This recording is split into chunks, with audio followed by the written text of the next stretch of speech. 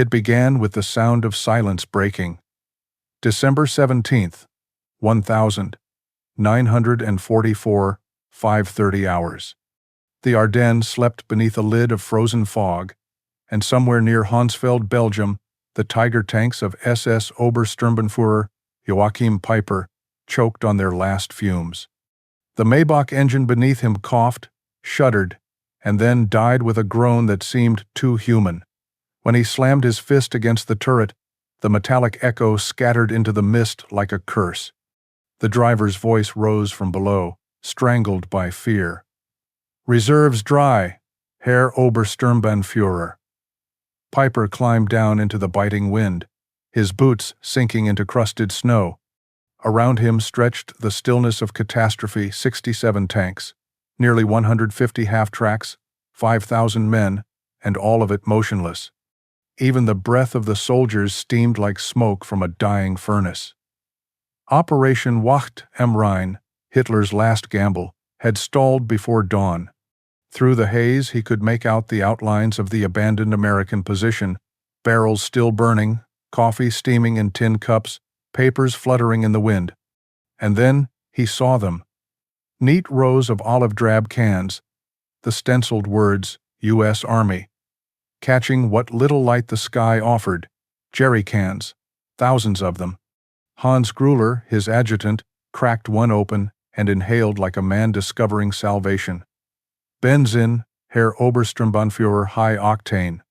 Men cheered, the brittle sound of joy from those who had forgotten the word. They began to refuel with frantic precision, the smell of gasoline mixing with frost and smoke. Peiper stood apart, counting the rows. 50,000 gallons. Enough to push his entire column to the Meuse. Enough to make history again. The firelight danced on his face as he whispered to himself, "The gods of war have not abandoned us yet." But as he watched his men pour American fuel into German steel, something colder than the air crept through him. If the enemy could afford to leave this much behind, what did it say about the war he was fighting? If they could lose what his army would kill to protect, then perhaps victory had already chosen its side.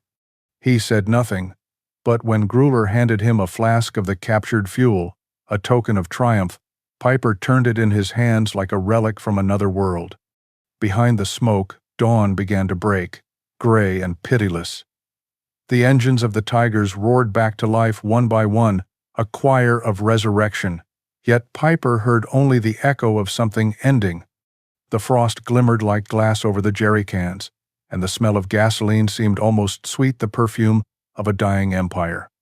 As the column moved forward, he looked back once. The American camp still burned, and for a moment he imagined the world as they saw it.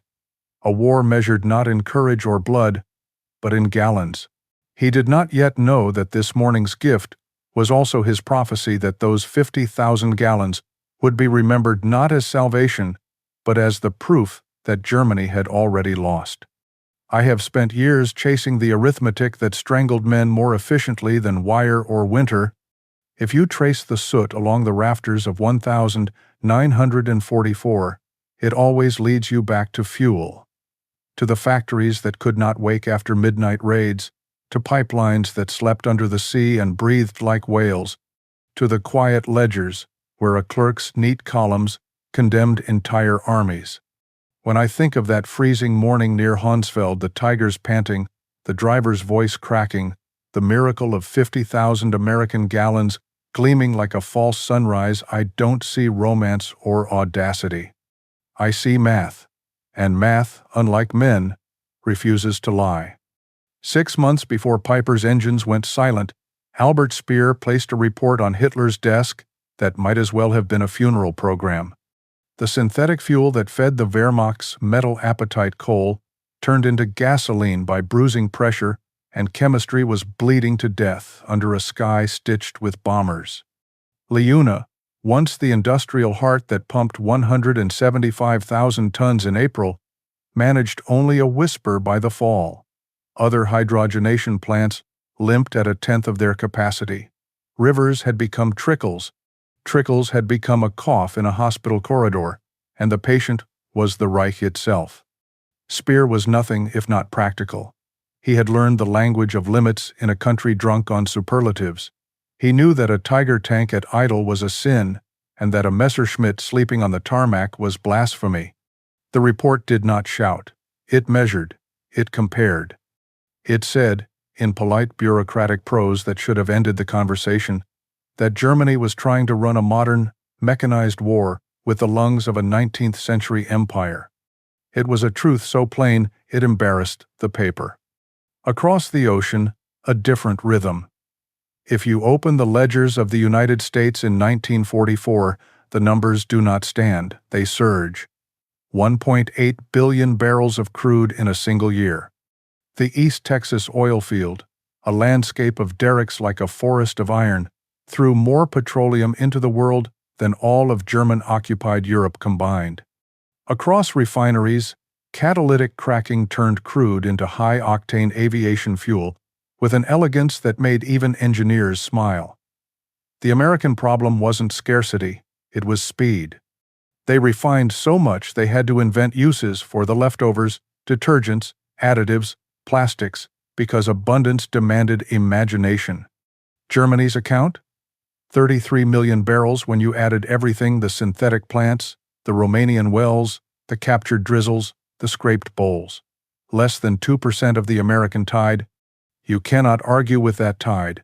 You can ride it or drown in it. The Wehrmacht chose to swim against it with boots on. Soldiers don't march inside charts. They march on roads, and roads sink when it rains.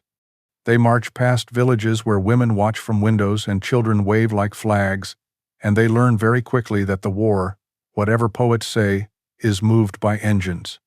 On the Eastern Front, Peiper learned the religion of gasoline the hard way when the horizon is too far and the throttle too hungry. By the winter of 1944, the Wehrmacht's catechism had changed. Faith in courage, confession of shortage, and the sacrament of captured cans. That is why the morning at Honsfeld felt, to those who lived it, like a miracle. 50,000 gallons in a forward dump, left behind by an enemy in such a hurry that coffee still steamed in their cups. Men shouted and laughed as if they had opened a vein in the earth. They filled Maybachs that demanded 74 octane and fed them American fuel that was almost too fine, engines coughing at the unexpected richness. For a few bright hours, the column believed in the old gods again: boldness, audacity, the thrust that broke armies.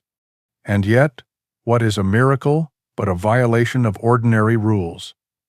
The ordinary rule in December 1944 was that the United States could afford to abandon oceans in order to win minutes. The newspapers, Peiper's men, found 2 days old, ink hardly dry, bragged about new pipelines pushing hundreds of thousands of gallons a day across a liberated France. That was the American magic. Not a single act of daring, but a system that made daring unnecessary. In a world where fuel crossed the Atlantic in convoys and then slipped under the Channel in steel veins, where trucks ran day and night on color-coded roads, where shortages were inconveniences and not verdicts, the strategy of capture what you need revealed itself as a confession, not a plan. I think of the men in that depot office, flipping through shipping manifests as if they were enemy diaries. The paper trail traced a route from Texas to New York, to Liverpool, to Normandy, to a Belgian crossroad where frost made every breath visible, 6,000 miles in 6 weeks. That is not bravado. That is a civilization telling you what it can do. The translation for soldiers at the front was simple and cruel. While you ration leaders, they measure in millions. Numbers are blunt instruments, but sometimes bluntness is the point. The Luftwaffe's pilots watched their flight hours collapse from 250 to 60 because fuel was for the front, not for practice. U-boats learned to breathe through snorkels like sick animals because diesel was precious. Civilians rolled bicycles down boulevards where cars had once preened, and farmers reharnessed horses to plows that hadn't felt leather since their grandfathers. The Reich told itself this was discipline. It was deprivation, wearing a uniform. Meanwhile, in American motor pools, sergeants signed forms for quantities that would startle a German general. A battalion diary could record 8,000 gallons delivered as a routine errand, storage tanks already brimming, the clerk more worried about overflow than survival. And if an enemy column threatened a depot? Then the engineers lit matches. That casual cruelty of abundance, the clean efficiency of burning what the other man would kill to possess, wounded morale more deeply than any artillery. It is fashionable to pretend that wars are decided by generals' minds or by a single division on a single day. But the winter of 1944 was decided by valves and boilers, by pump houses thrumming like hearts in refineries that never slept. Courage mattered, and so did cunning, and there was bravery enough to drown Europe. None of it could make a tank move without gasoline. You can admire the men, and you should. You cannot ignore the fuel. When Peiper sat at Tondorf on December 14th for the final briefing, the arithmetic had already chained his wrists. 31,000 gallons, allocated for a thrust of 65 miles. A promise from General Sepp Dietrich that resupply would be found in American depots the way a gambler promises to win back losses at the next table. Engines to be shut if a halt lasted more than 5 minutes. Tanks to snake, in single file to sip rather than swallow. Every tactical sentence smuggled a logistical prayer.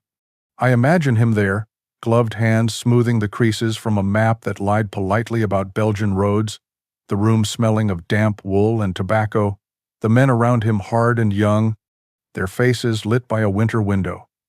He knew all the verbs of command: advance, seize, hold, exploit, but none of them had ever refilled a fuel cell. Faith can move men. It cannot move steel on an empty tank. So, by the time his driver's voice cracked in the dark near Honsfeld Reserves Dry, Herr Obersturmbannführer, the story was not beginning. It was arriving at the only place it could. The miracle of those American cans did not change the plot. It illuminated it. 50,000 gallons were a windfall inside a desert. They were also a signpost that read, "You are lost, and you have been for a long time." I keep returning to that contradiction, the jubilation of the refill and the pallor that crept into Peiper's face when he read the manifests, when he saw the newspapers, when he understood that the enemy could afford to leave behind a fortune and still buy the rest of the war retail. In that moment, the tactical world, roads and hedgerows, ambushes and bridges, opened onto the industrial world, where defeat is an accounting identity and victory is a supply curve. From there, the road bent toward fire. The next day would prove how far the Americans could carry their indifference to scarcity. A depot at Stavelot, tall as a city of fuel, would rise into a column of black smoke you could read from miles away. It was not rage. It was policy. And policy, delivered by men with white phosphorus grenades and steady hands, would write the rest. 2 nights before the offensive began, I remember the snow falling so quietly it felt like a rehearsal for erasure. In the officers' mess at Tondorf, we sat over maps that lied in every direction, pretending they were truth. The air was thick with cigarette smoke and the stale breath of forced optimism. The order from General Sepp Dietrich was simple enough to fit inside a single sentence. You will have enough fuel to reach the Meuse if you capture American supplies. I wrote it down because it sounded absurd, and yet, like all absurdities wrapped in desperation, it became doctrine. We had been allotted 31,000 gallons of fuel, just enough for 50 miles of movement. The Meuse River, our glittering target, lay 65 miles away through valleys, mud, and enemy patrols. The mathematics of failure had already been inked into the plan, but no one said it aloud. Not then. Not when the fire crackled in the stove and the maps glowed like stained glass under lamplight.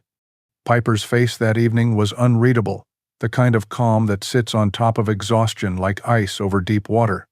He listened while staff officers debated routes and supply points, then finally cut through their noise. "Engines off after 5 minutes idle," he said. "No convoy breaks, no unnecessary movement, and fuel dumps take precedence over tactical objectives. It was command reduced to arithmetic, every drop counted, every mistake measurable in gallons lost. Outside, a convoy rattled past, trucks groaning under ammunition crates. Somewhere beyond the hills, American units were refueling in abundance. Captain James Rose of the U.S. 743rd Tank Battalion, just 20 miles away, was writing in his diary that same night. Received third fuel delivery this week, 8,000 gallons. Storage tanks full.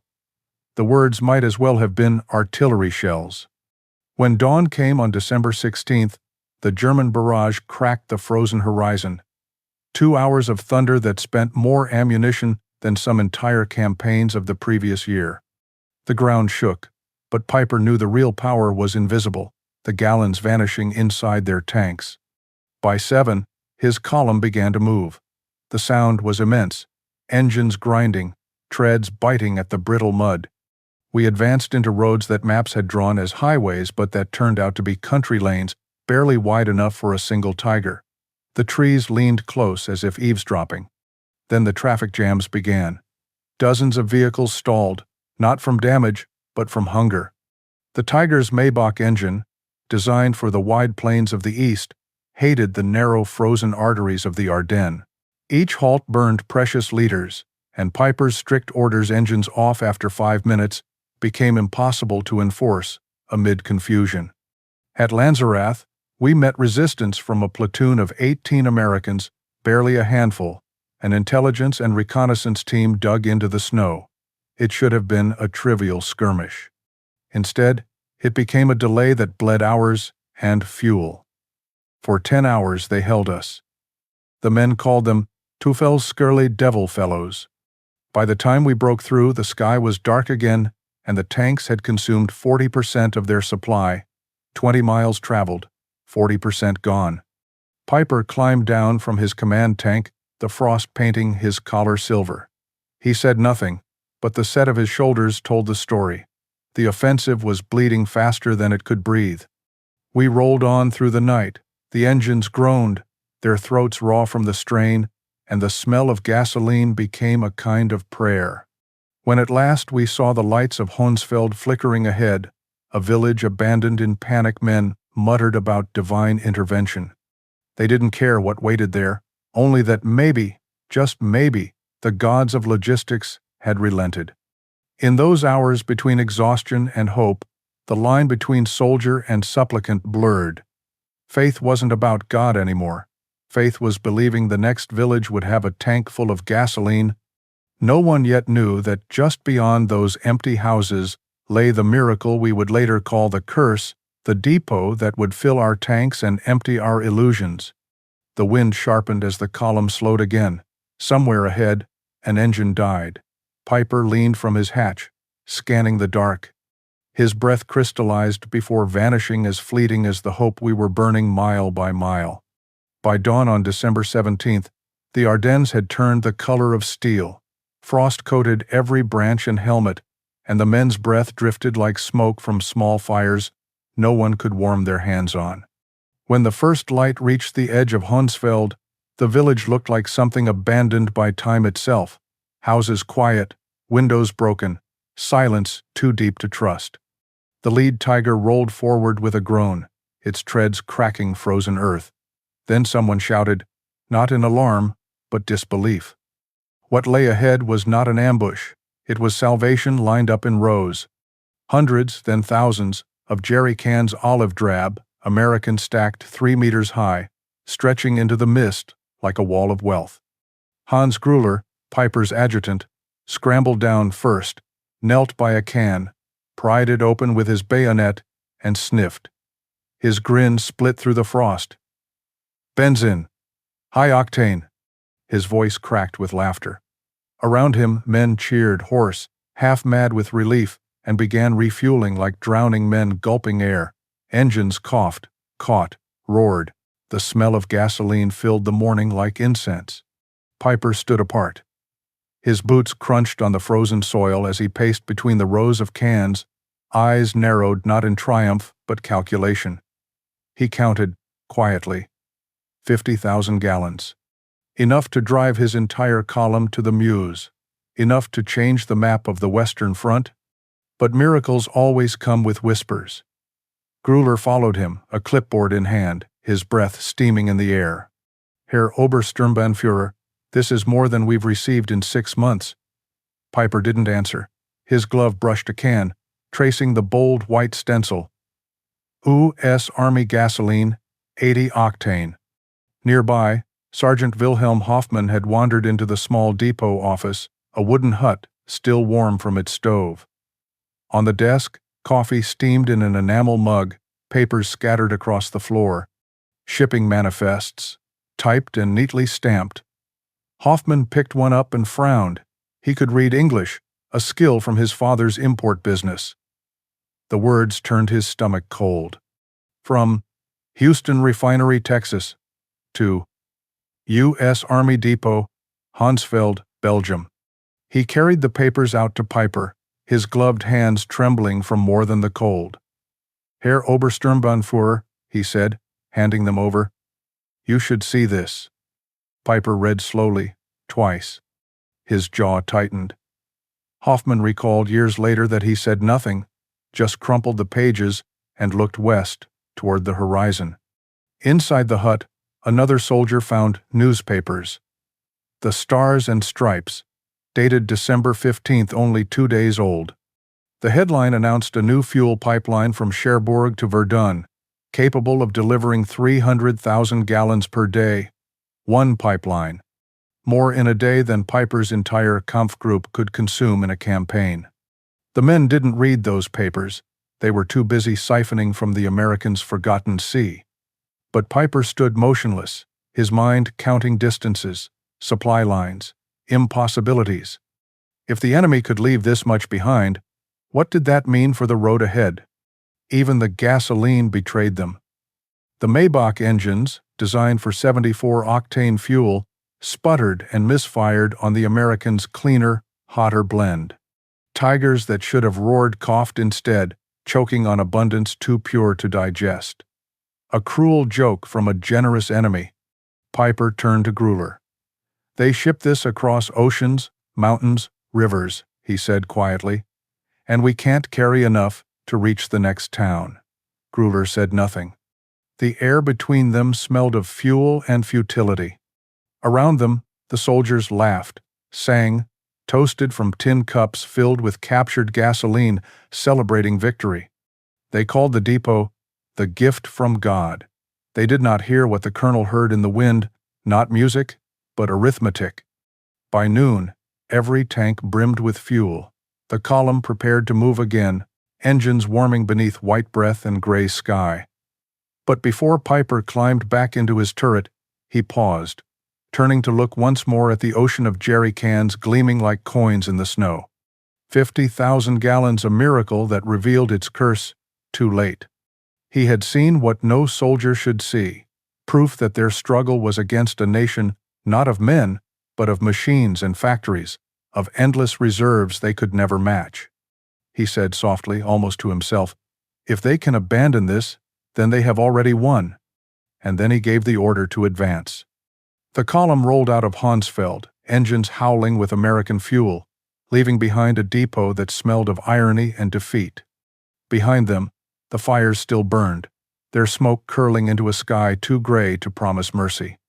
By the afternoon of December 17th, the sky above Belgium had turned the color of lead.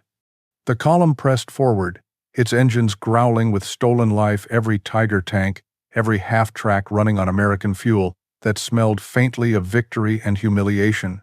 The road wound through narrow valleys, past farmhouses frozen in terror, and Peiper stood half-exposed from his turret, his eyes fixed westward as if chasing an illusion. When they reached the outskirts of Stavelot, the wind carried a strange scent, acrid, heavy, unfamiliar. It wasn't smoke from artillery or burning wood. It was something rawer, almost chemical, like a refinery set ablaze. The sky flickered with orange beyond the hills. Moments later, the scouts returned, shouting through the cold, Herr Obersturmbannführer, the Americans are burning their fuel. Peiper's binoculars rose slowly. Across the valley stood the Stavelot depot, an ocean of jerry cans stretching across 15 acres, stacked like fortresses of abundance. And rising from its heart was a pillar of black fire, so vast it seemed to stain the clouds. Captain John Brewster of the U.S. 291st Engineer Combat Battalion had received his orders only hours earlier: deny the enemy fuel at all costs. His men had poured gasoline trails between stacks, their faces ghostly in the flames' reflection. When Brewster gave the signal, a single white phosphorus grenade hissed, rolled, and bloomed into a sun. The first explosion ripped through the still air, then another, and another, until the horizon itself burned. A wall of fire 100 feet high roared into the December sky, swallowing 2 million gallons of gasoline. The explosion rattled Peiper's teeth even from miles away. The flames reflected in his men's goggles, turning them into mirrors of disbelief. No one spoke.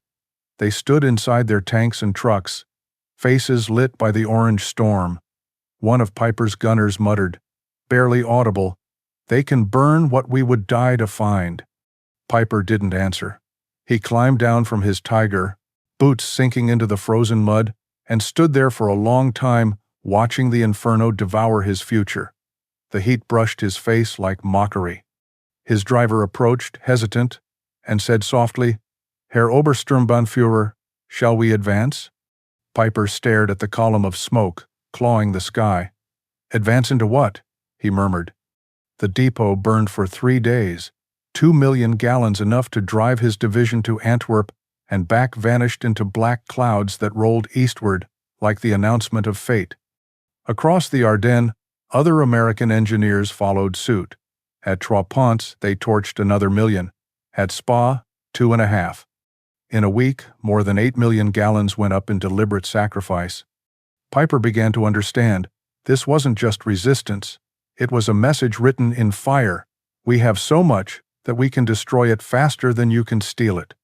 Night fell, and the glow of Stavelot still bled across the sky. Inside his tank, the heat lingered like a fever. Peiper wrote a note in his field book that would later be found among his effects. "They burn millions to deny us thousands. We fight a war already lost." The next morning, frost clung to the wreckage. The ashes of Stavelot's inferno settled on his tanks like gray snow. The men refueled again, this time from what remained of Honsfeld's gift, and pressed onward into a landscape haunted by the smell of burned gasoline. Somewhere ahead, the Meuse still waited on the map, a blue ribbon of promise, but Peiper no longer believed in it. He rode in silence, listening to the soft pulse of the Maybach engine, powered by stolen gallons that meant nothing now. Behind him, the sky of Belgium still burned, and its smoke spelled the shape of a truth no soldier wanted to read. The fire at Stavelot had burned out by the time we reached the next valley, but its ghost followed us, a haze that clung to the air, thick with the scent of oil and finality. The men didn't talk much anymore. Every face had taken on that pale, faraway look of soldiers who suddenly realized that courage and fuel are not the same thing.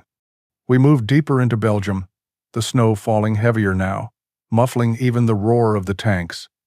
What had once sounded like power now sounded like thirst. Every mile became an act of theft against time. Peiper's column was running on arithmetic gallons, miles, losses not on faith or fury. At the front of the convoy, a Panther tank sputtered and died. The driver climbed out, cursed the machine, and kicked the tread until his boots cracked open. There was no point in anger. Anger couldn't refill a tank. We siphoned what little was left and split it between the others. The war had become a scavenger's ritual. By December 18th, the numbers told a story that no general could romanticize.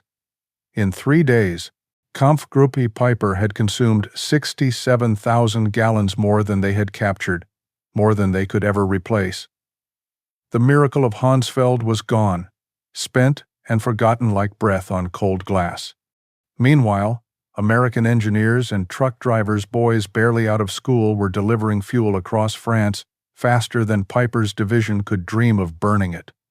The Red Ball Express, a name that sounded almost playful, ran 6,000 trucks in continuous relay, each consuming 40 gallons a day just to feed the machine that was feeding the war. Their system was so vast that even inefficiency became triumph. They used more fuel, moving fuel, than Germany could refine in a month. From the sky came the rest of the avalanche.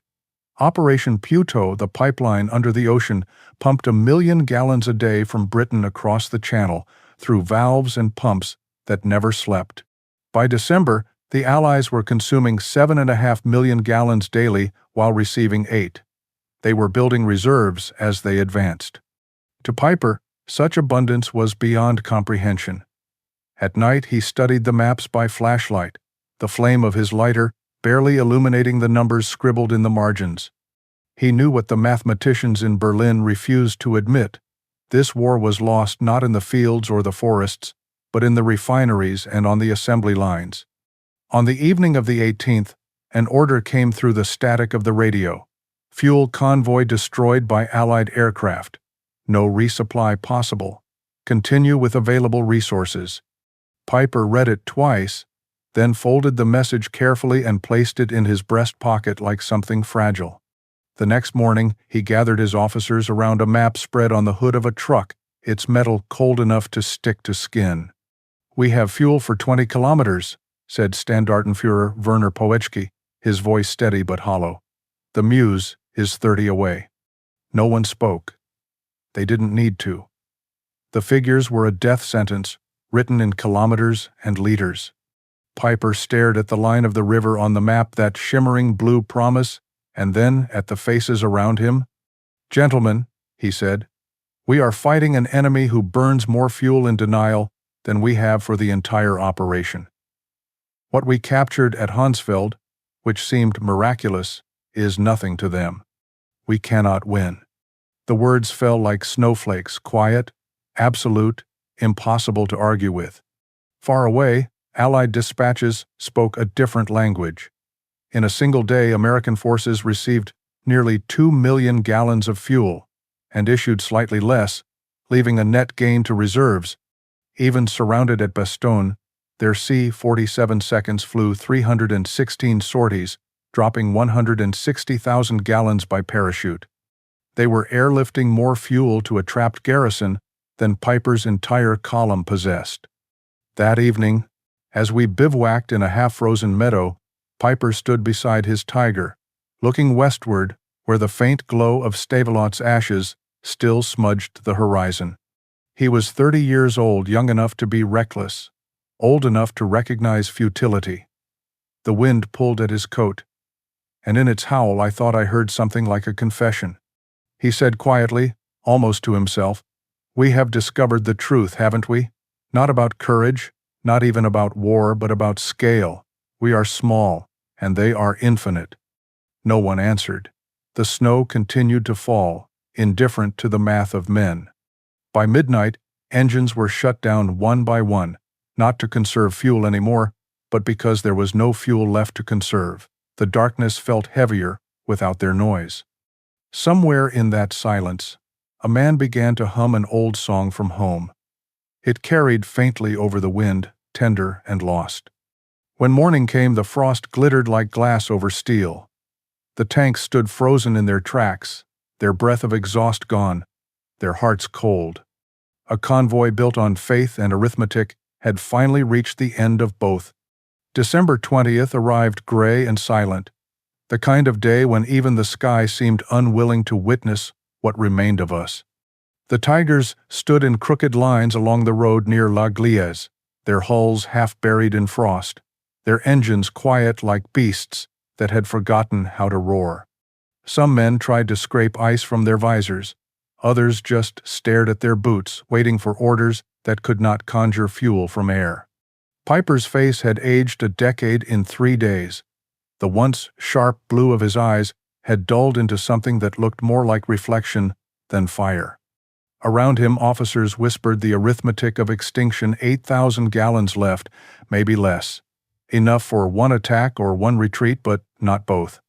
"Gentlemen," he said finally, his voice steady but stripped of authority. "We choose neither. We hold until the last drop decides for us."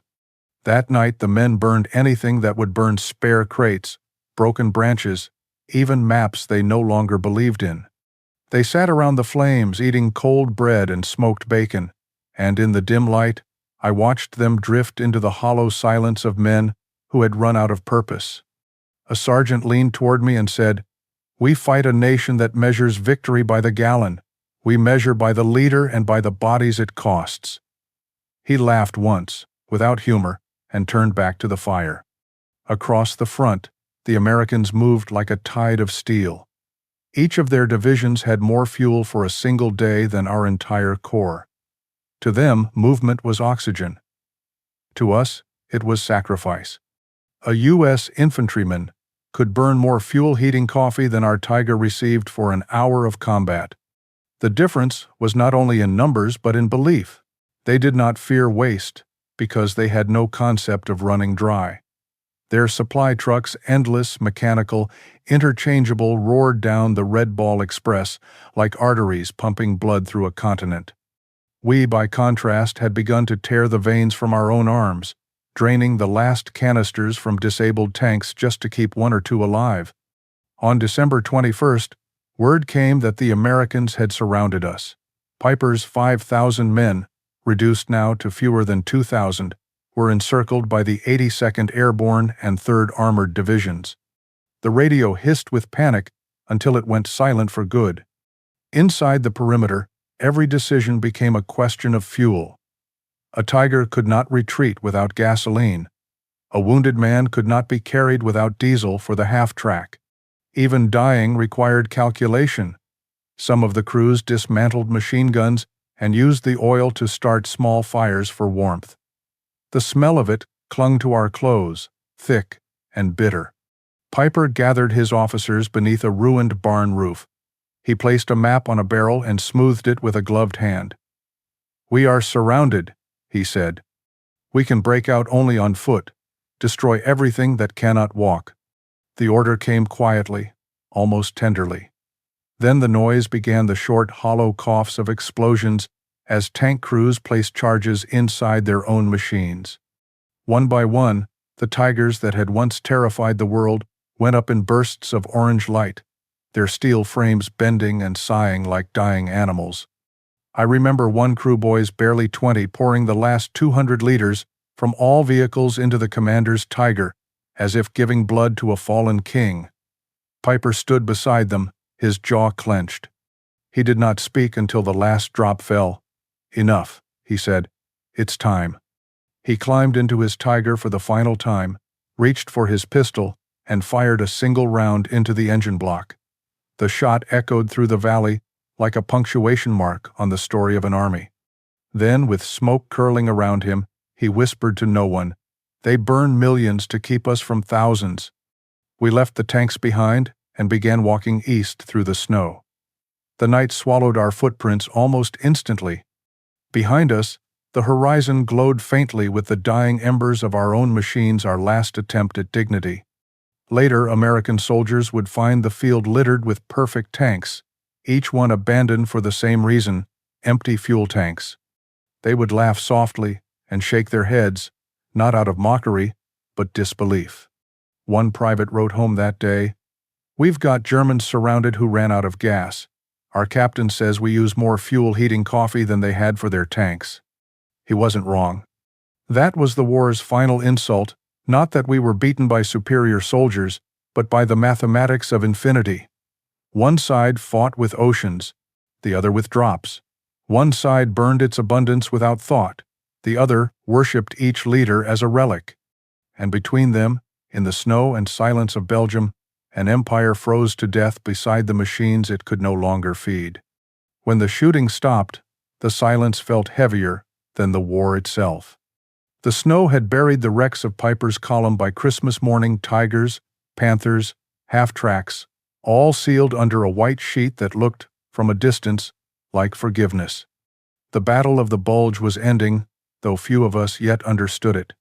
What remained of Kampfgruppe Peiper was scattered across the Ardennes, Men who had marched until their boots tore open, engines frozen where they had died, and the last of our fuel spent not in battle, but in retreat.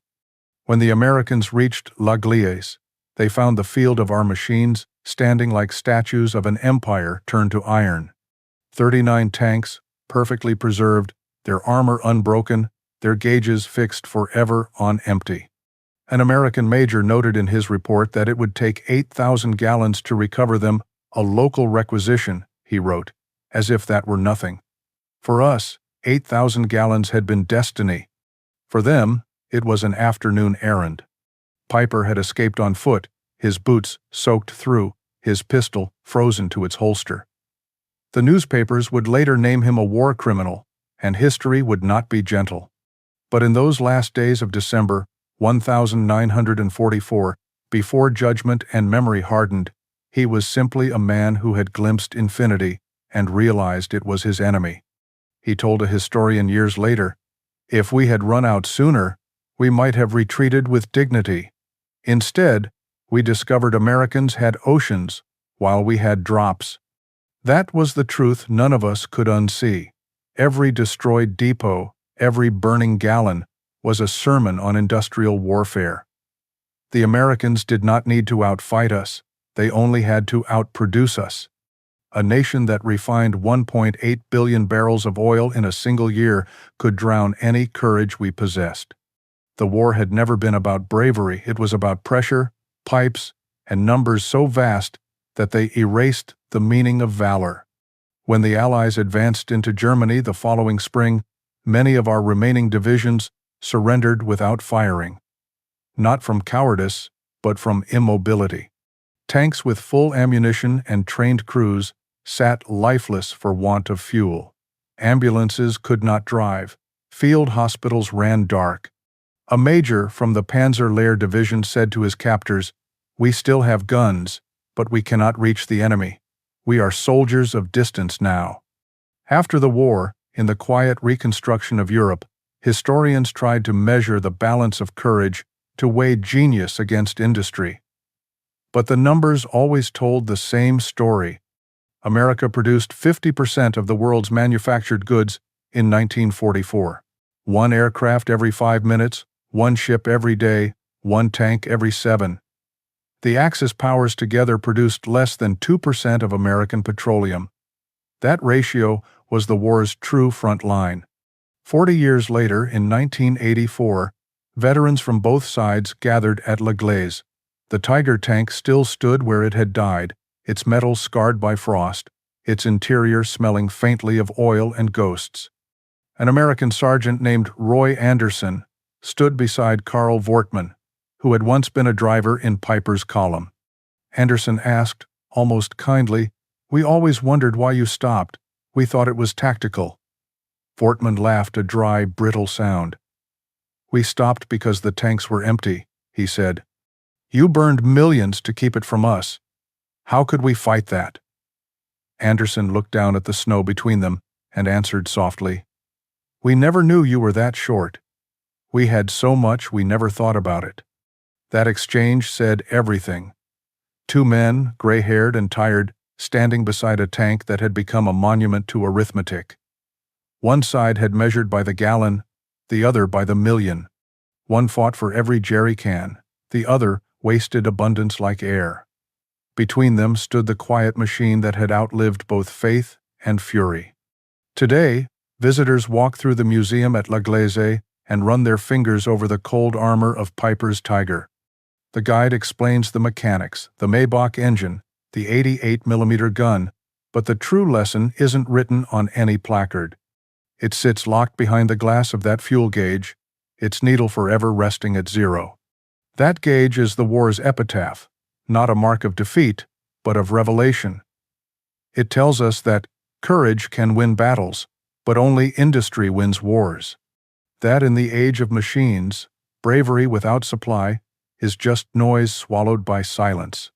And it reminds us, in its stillness, that the world changed forever, the day a German colonel stood among 50,000 captured gallons and realized they were already meaningless. Because that was the moment Germany lost, not in the forests of the Ardennes, nor in the ruins of Berlin, but there, on a frozen morning, surrounded by abundance that belonged to someone else,